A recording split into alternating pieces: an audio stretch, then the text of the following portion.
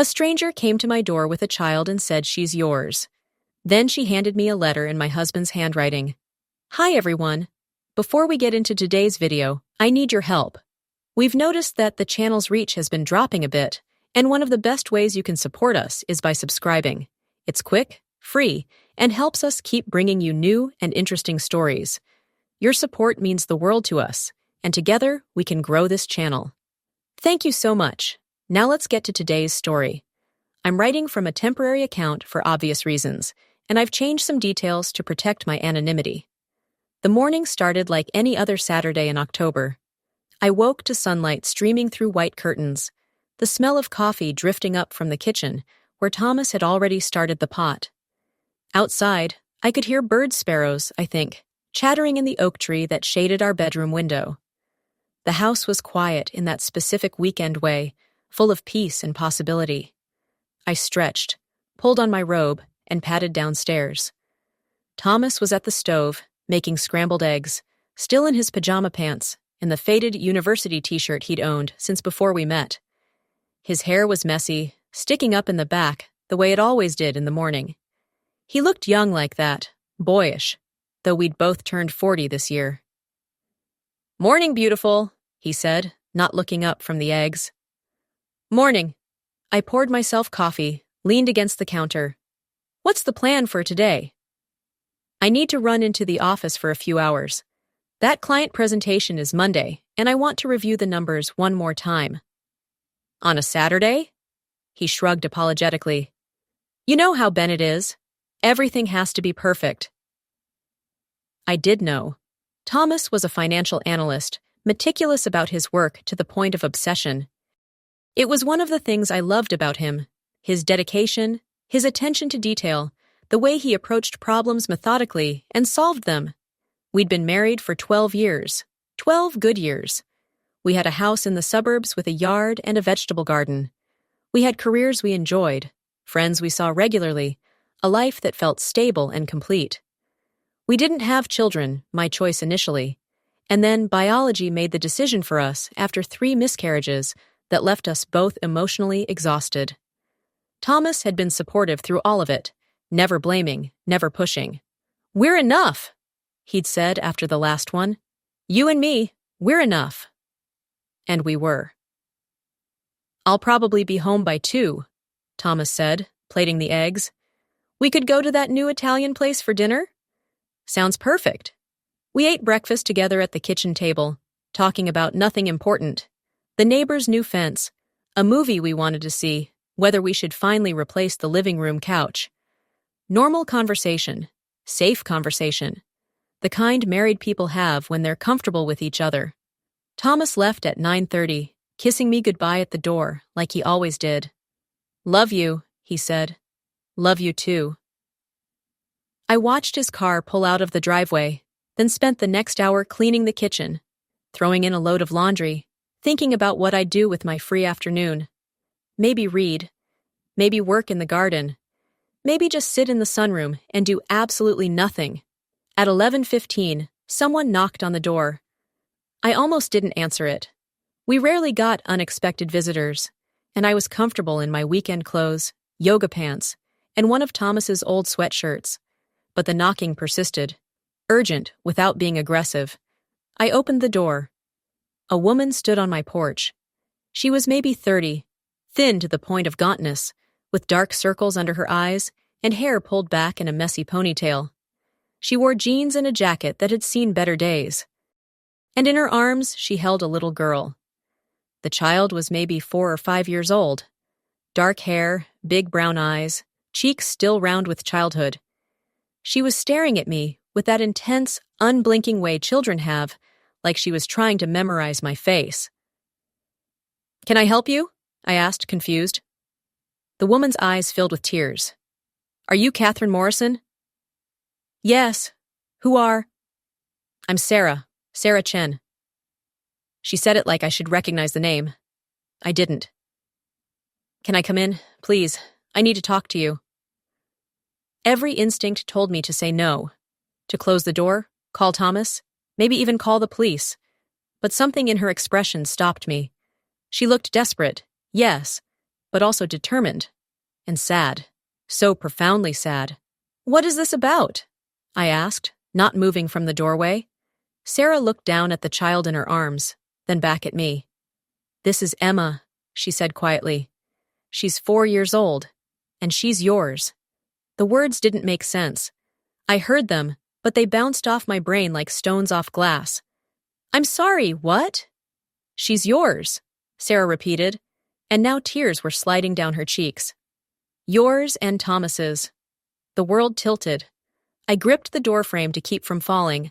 "That's impossible.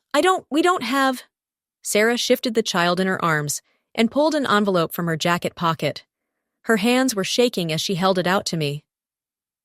"He wrote this," she said. "He told me if anything ever happened, if I couldn't, he told me to bring her here, to give you this." I took the envelope with numb fingers. It was white, unsealed, with my name written on the front in handwriting I'd know anywhere. Thomas's handwriting, the neat block letters he used, the way he always wrote slightly slanted to the right. "I don't understand," I whispered. "Please," Sarah said. "Can we come inside? I'll explain everything. I promise." I stepped back. "Let them in." Watched in a daze as Sarah carried the little girl, Emma, into my living room, into the home I'd built with Thomas, into the life I thought I knew. The letter Sarah sat on the couch with Emma on her lap. The child hadn't said a word, just watched me with those big brown eyes. I recognized something in those eyes, something familiar that made my stomach turn. I opened the envelope. The letter was dated 6 weeks ago. Thomas's handwriting, Thomas's words. "Katie, if you're reading this, it means Sarah came to you. It means I didn't have the courage to tell you myself, or that circumstances prevented me from doing what I should have done years ago. Emma is my daughter." The words swam on the page. I had to read them 3 times before they penetrated. 5 years ago, I made a terrible mistake. I met Sarah at a conference in Boston. I was lonely, and I had just lost the 3rd pregnancy, and you were so sad all the time, and I didn't know how to help you. That's not an excuse. There is no excuse. But I need you to understand the context, even if you can never forgive me. It was one night, one stupid, drunk, terrible night. I came home and I hated myself. I wanted to tell you, but you were already in so much pain, and I was a coward. I thought if I just never saw Sarah again, if I just pretended it never happened, we could move forward. Then Sarah called me 4 months later. She was pregnant. She wanted to keep the baby, but she didn't want anything from me. No money, no involvement, nothing. She just thought I should know, and I was relieved. God help me, I was relieved. I sent her money anyway, set up a monthly transfer, but I told her I couldn't be in the child's life. I told her to please just let me go. But Emma exists. My daughter exists. And Sarah has been raising her alone with only my money to help. That makes me the worst kind of person, Katie. A coward and a liar and a man who abandoned his own child. I don't know if I'll ever find the courage to tell you this face to face, but if something happens to me, to Sarah, if anything changes, I want you to know the truth. And I want you to know that Emma deserves better than what I've given her. She deserves a family, love, stability. Sarah is a good person. She's done her best. But she's struggling, and if she came to you, it means she needs help. Real help. I know I have no right to ask you for anything. I know this will destroy everything between us. But Emma is innocent. She didn't ask to be born from my mistake. She's just a little girl who needs someone. If you can find it in your heart to help her, even if you can never forgive me, please. She's yours now if you'll have her. I'm so sorry, Katie, for everything, for all of it. Thomas, I read the letter twice. Then I folded it carefully and set it on the coffee table. Sarah was crying silently, tears streaming down her face. Emma was still watching me, calm and curious, like this was just another strange adult thing she didn't quite understand. "When?" I asked, my voice surprisingly steady. "When did he write this?" 6 weeks ago. He came to see us. He'd been coming more often lately, to see Emma. He was trying to be a father finally. Sarah wiped her eyes. He told me he was going to tell you, that he couldn't keep lying anymore. But then he kept putting it off, finding excuses. And then what? She looked down. Then I got diagnosed. Stage 3 breast cancer, aggressive. I've started treatment, but the doctors... She swallowed hard. They're not optimistic. My parents are dead. I have no siblings. No one who can take Emma if I... She couldn't finish the sentence. I stared at this woman, this stranger who had slept with my husband, who had birthed his child, who was now dying. I wanted to hate her, wanted to scream at her, throw her out, reject everything she was bringing into my life. But she looked so tired, so defeated, so scared. Why now? I asked. Why come to me now and not 6 weeks ago when he wrote the letter? Because I thought I could handle it, Sarah said. The treatment, taking care of Emma, everything. I thought Thomas would tell you, and you'd either help or you wouldn't. But at least it would be out in the open. But he didn't tell you, and last week I collapsed. The cancer spread faster than they expected. I'm starting intensive chemo next week, and I can't... She looked at Emma. I can't take care of her anymore. Not properly, not the way she needs. What about foster care, social services? I don't want strangers raising my daughter, Sarah said fiercely. Thomas is her father. You're his wife. That makes you family, whether you want it or not. Emma deserves to know where she comes from, to have a connection to her father, even if he's a coward who couldn't face what he'd done. The bitterness in her voice was startling. So she wasn't just the mistress, the other woman. She was angry too. Hurt too. We were both victims of Thomas's cowardice in different ways. I looked at Emma, really looked at her. Dark hair like Thomas. The same chin. The same way of tilting her head when she was thinking. God, she even had his hands-long fingers, broad palms. Does she know? I asked. About Thomas? She knows she has a daddy who visits sometimes, who sends money for her birthday. But she doesn't understand what that means. Not really. She's 4. Where is Thomas now? At work, supposedly. Sarah's voice was hard. I called him this morning and told him I was coming here. He begged me not to. Said he needed more time. I told him time was something I don't have. He hung up on me. Anger bloomed in my chest, hot and sharp. He knew. He knew Sarah was coming here with his child, and he'd left anyway. Gone to the office like a coward, leaving me to face this alone. Mama? Emma spoke for the first time. Her voice was small and sweet. I'm hungry. Sarah looked at me helplessly. I'm sorry. We left early this morning. I haven't fed her breakfast. I stood up, my body moving on autopilot. I'll make her something. In the kitchen, I made a peanut butter and jelly sandwich with shaking hands. Cut it into triangles the way my mother used to do for me. Poured a glass of milk. Put it all on a plate. When I brought it back to the living room, Emma's face lit up. Thank you, she said, taking the plate carefully. You're welcome, I heard myself say. She ate with the focused intensity of a hungry child, peanut butter smearing on her cheeks. Sarah watched her with a look of such profound love and grief it hurt to see. This was real. This wasn't a misunderstanding or a scam or a nightmare I'd wake up from. This child, Emma, was Thomas's daughter. My husband had cheated on me, fathered a child, and lied about it for 5 years. And now that child was sitting on my couch, eating a sandwich I'd made her, looking at me with eyes that were unnervingly like my husband's. What do you want from me? I asked Sarah. Specifically, what are you asking for? Sarah met my gaze. I need you to take her, to raise her. I don't have anyone else, and I won't put her in the system. She's Thomas's responsibility, but he's clearly not going to step up. So I'm asking you. You're asking me to raise my husband's illegitimate child, the child he conceived while cheating on me. I know how that sounds. Do you? My voice rose. Do you have any idea what you're asking me? To take in the physical proof of my husband's betrayal?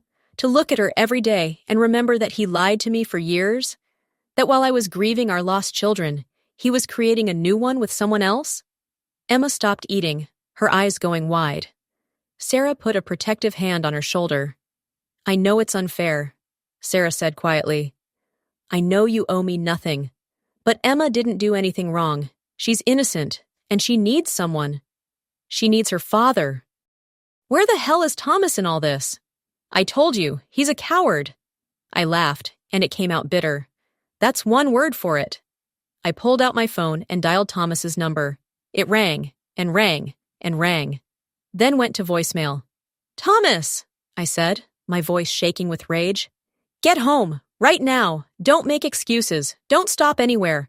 Come home and face what you've done. You have exactly 1 hour. I hung up and looked at Sarah. He'll come. And if he doesn't, then I'll decide what to do with both of you. The confrontation, Thomas came home in 43 minutes. I heard his car in the driveway, the sound of his key in the lock. He walked into the living room and stopped dead when he saw us all sitting there, me in the armchair, Sarah and Emma on the couch. His face went white. Katie, Shut up, I said calmly. Just shut up and sit down. He sat in the other armchair, looking like a man at his own execution. Emma looked at him and smiled. Daddy, she said, reaching out her arms. The word hit me like a physical blow. Daddy. She knew him, recognized him, had a relationship with him, however limited. Thomas's eyes filled with tears. Hi, sweetheart, he said softly. Are you going to explain? I asked. Or should I just work from Sarah's version and the letter you were too cowardly to give me yourself? Katie, I'm so sorry. I don't want your apologies. I want answers. 5 years, Thomas. 5 years you've been lying to me.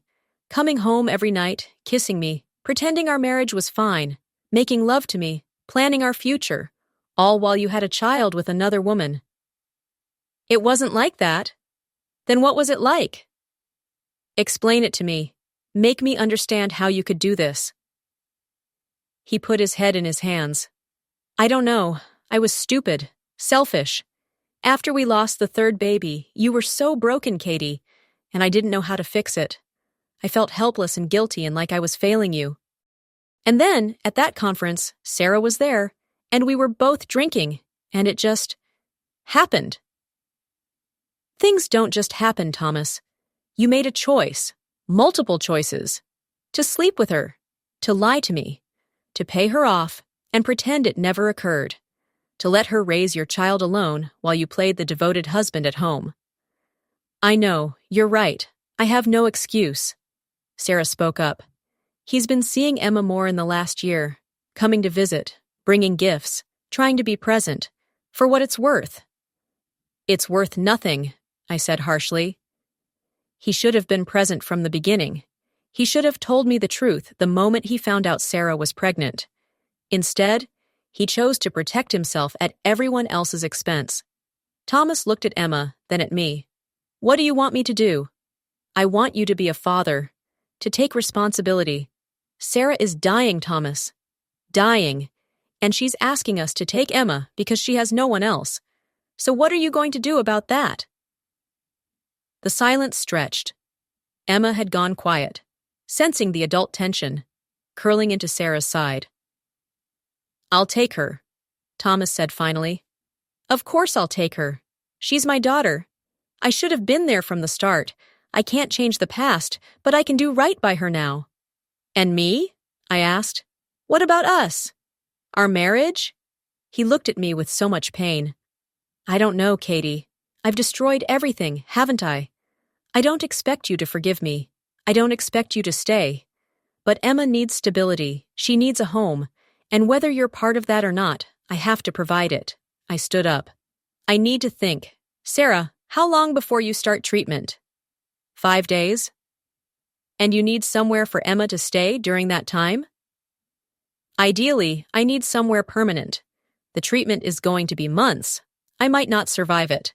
Emma needs to know where she'll be, who will take care of her. She needs certainty.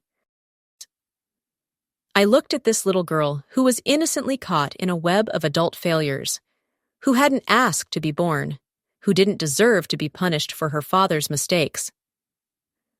I need time, I said. 24 hours. I need to think about this without everyone staring at me. Katie, Thomas started. No. You don't get to push me. You don't get to demand anything. I'm giving you 24 hours to figure out what you're going to do. Sarah, where are you staying? A motel on Highway 9. I pulled out my wallet, took out $200 in cash. Find somewhere better. Get Emma proper meals. Get some rest. And tomorrow at this time, come back. I'll have my answer then. Sarah took the money with shaking hands. Thank you. Don't thank me yet. She stood, gathering Emma into her arms. The little girl waved at Thomas. Bye, Daddy. Bye, sweetheart, he whispered.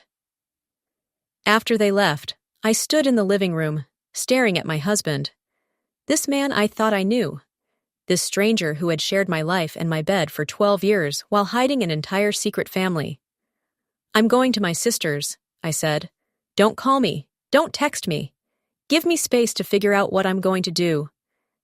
Katie, please. You owe me that much, Thomas. At least that much.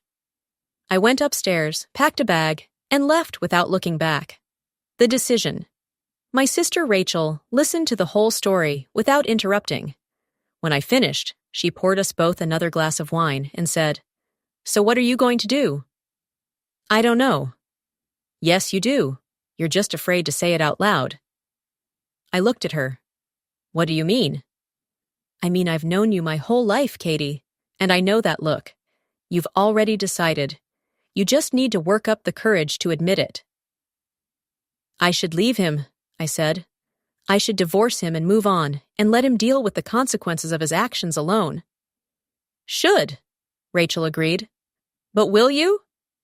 I thought about Emma, about her dark hair and Thomas's eyes, about the way she'd said thank you for the sandwich, about her small hand waving goodbye.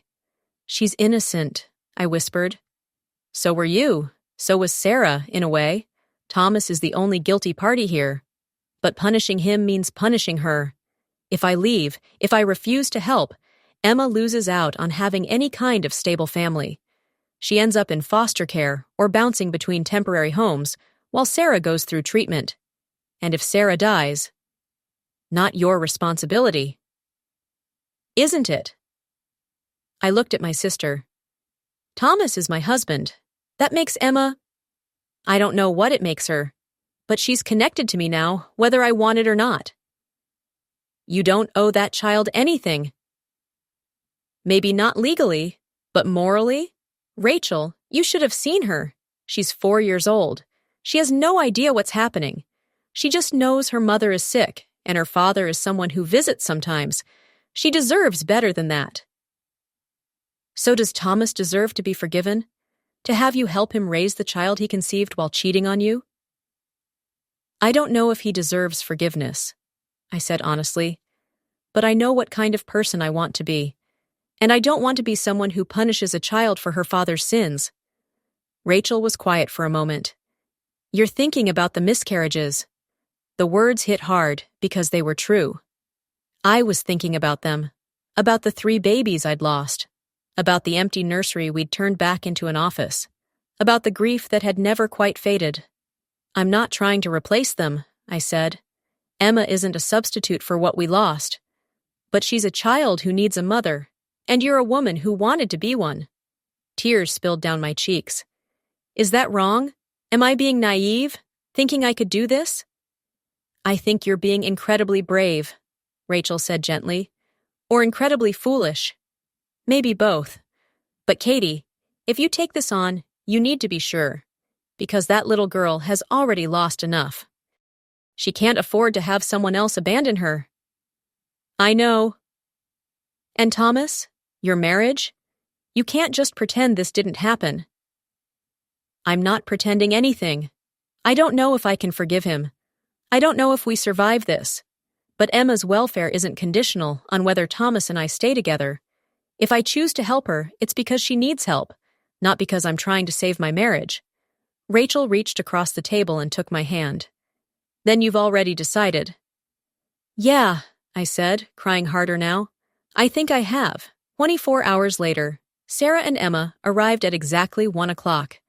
Thomas was already there, sitting at the kitchen table, looking like he hadn't slept. He probably hadn't.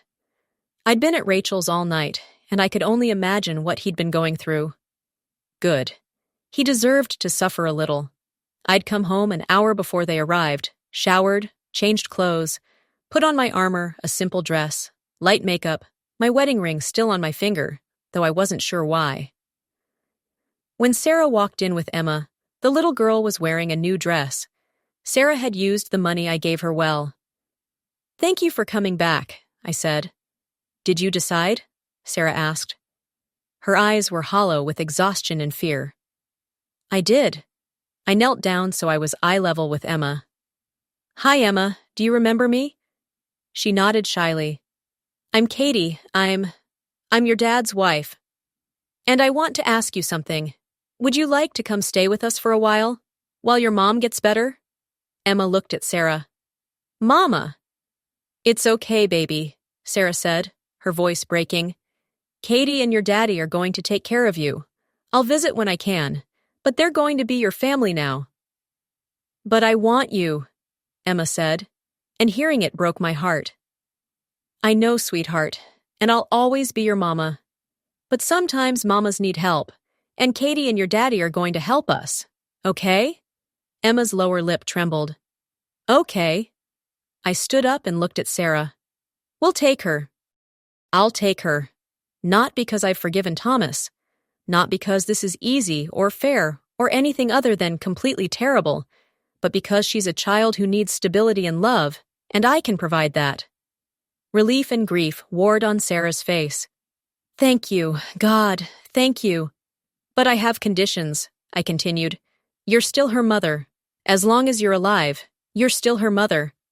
I won't try to replace you. I'll help raise her. But she needs to know where she came from. She needs to know you loved her enough to make sure she was safe." Sarah nodded, tears streaming down her face. "And Thomas," I turned to my husband, "we're staying married, for now. But we're sleeping in separate bedrooms. We're going to counseling. And if you ever lie to me again about anything, I'm gone. Do you understand?" "Yes," he whispered. "Katie, I'm so sorry." "Save it. I don't want your apologies. I want you to be a father to Emma. I want you to step up and be the man you should have been 5 years ago. Can you do that?" "Yes, I promise." I looked at all of them. Thomas, Sarah, Emma. This strange, broken family that circumstance had forced together. "Then we have a lot to figure out," I said, "but we'll figure it out together." 6 months later, Emma calls me Katie Mama now. It started about 3 months in, when she was trying to differentiate between Sarah, Mama, and me. I'd told her she could call me whatever felt right, and one day she just said, "Good night, Katie Mama," as I tucked her into bed. I cried after I left her room. Thomas found me in the hallway, asked what was wrong. "Everything," I said, "and nothing. I don't know." Sarah's treatment is ongoing. Some days are good, some are terrible. She comes to visit every other weekend, spending time with Emma in the playroom we set up in what used to be the guest room. Emma runs to her each time, shouting, "Mama!" with pure joy. And each time Sarah leaves, Emma cries. Not as much as she used to, but still. She's learning what all children of divorce or separation learn, that sometimes love means being in 2 places at once. Thomas and I are in counseling. It's hard. Some sessions end with me so angry I can't speak. Other times, we make small progress. Our therapist says healing isn't linear, that setbacks are normal. I don't know if I'll ever fully forgive him. Some days I think I can. Other days I look at him and feel nothing but betrayal. But Emma is thriving. She's in pre-K now. She has friends. She laughs easily. She started calling Thomas Daddy without the hesitation she used to have. She draws pictures of our family stick figures labeled Mama Sarah, Daddy, Katie Mama, and herself in the middle, holding everyone's hands. The first time she drew me into the picture, I put it on the refrigerator and stared at it for 20 minutes. "You're good with her," Sarah said during her last visit. We were drinking tea in the kitchen while Emma and Thomas played in the backyard. "Better than I expected." "I love her," I said, and realized it was true. Somewhere in the chaos and pain of the past 6 months, I'd fallen in love with this little girl who wasn't mine by birth, but was becoming mine by choice. I know you do. Sarah's eyes were sad. The doctors say the cancer is responding to treatment. Slowly, but it's responding. I might beat this. That's wonderful. And if I do, I don't know what happens next. If I try to take her back, or if we share custody, or... We'll figure it out, I said. Whatever is best for Emma. You're a better person than I am, Sarah said quietly. I don't think I could have done what you did, taking in the child of my husband's affair. You did what you had to do to survive, to make sure Emma was safe. That's not weakness, that's love. She reached across the table and squeezed my hand. Thank you, for everything. After she left, Thomas found me sitting on Emma's bed, looking at her sleeping face. What are you thinking? He asked. That life is strange. That 6 months ago, I thought I knew everything about my life, and now everything's different. Better or worse? Different, I repeated.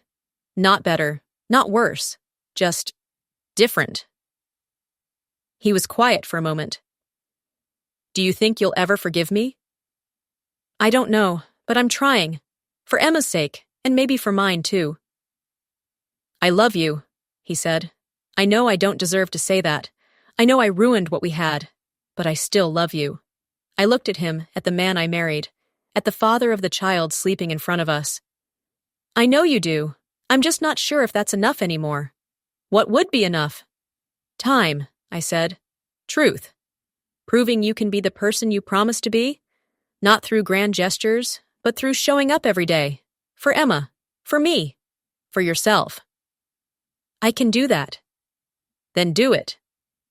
He left me sitting there, and I watched Emma sleep, this little girl who had changed everything, who had broken open my life and forced me to choose what kind of person I wanted to be. A stranger came to my door with a child and said, "She's yours." And I made her mine. Not because I had to, not because it was easy, but because love isn't always about biology or fairness or getting what you deserve. Sometimes love is about seeing a child who needs you and choosing to show up, even when it costs you everything you thought you knew about yourself. 1 year later, today is Emma's 5th birthday. We're having a party in the backyard, balloons, cake, a bounce house that seemed excessive but Emma begged for. Her kindergarten friends are running wild, screaming with joy, while the adults stand around drinking lemonade and making small talk. Sarah is here.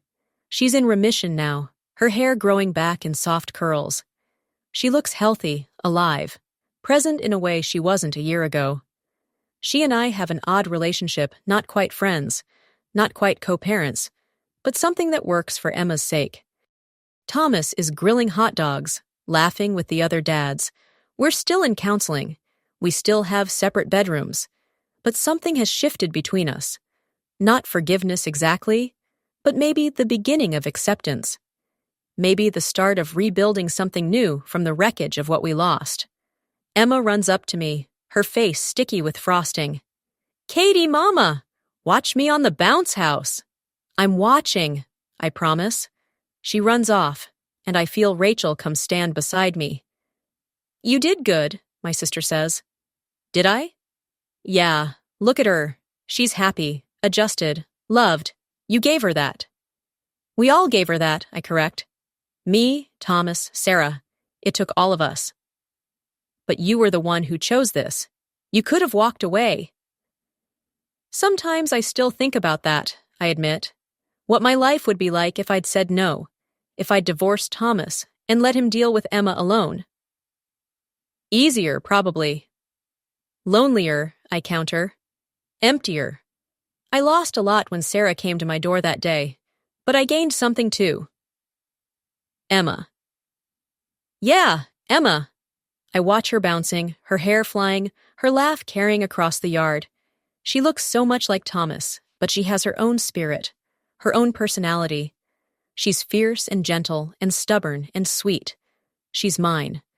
Not by blood, not by any conventional definition, but by choice, by showing up every day, by loving her even when it hurt, by choosing to be her Katie mama when I could have been nothing at all. A stranger came to my door with a child and said, "She's yours." And I made it true, not because it was easy or fair or what I deserved, but because love, real love, is choosing to open your door when you could keep it closed, choosing to say yes when everything in you wants to say no, choosing to build a family from broken pieces and make it whole again. Emma's 5th birthday. She's blowing out her candles now, her face scrunched in concentration. Sarah stands on one side of her, Thomas on the other, me next to him. We're not perfect. We're not even close to what a normal family looks like, but we're hers, and she's ours. And that's enough.